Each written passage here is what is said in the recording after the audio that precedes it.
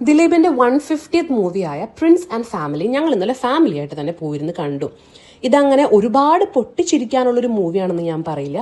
പക്ഷേ ഇതിൽ കുറേ അധികം ചിരിക്കാനും ചിന്തിപ്പിക്കാനുമുള്ള കുറേ സീൻസ് അല്ലെങ്കിൽ സിറ്റുവേഷൻസ് ഇതിനകത്തുണ്ട്. മൂവിയുടെ പേര് പോലെ തന്നെ ഒരു സാധാരണക്കാരനായ കുടുംബത്തിന്റെ ഭാരം മുഴുവൻ തലയിൽ ഏറ്റെടുത്തിരിക്കുന്ന ഒരു പ്രിൻസിന്റെയും അയാളുടെ ഫാമിലിയുടെയും കഥയാണിത്. നമ്മൾ സ്ക്രീനിൽ കാണാൻ ആഗ്രഹിക്കുന്ന ബിന്ദു പണിക്കർ, ഊർവശി, ധ്യാൻ ശ്രീനിവാസൻ, ജോണി ആന്റണി, മഞ്ജു പിള്ളൈ, അങ്ങനെ നമുക്ക് ഇഷ്ടമുള്ള കുറേ അധികം ആൾക്കാർ ഈ സിനിമയിലുണ്ട്. പുതിയൊരു നായികയാണ് വന്നിട്ടുള്ളത് കേട്ടോ.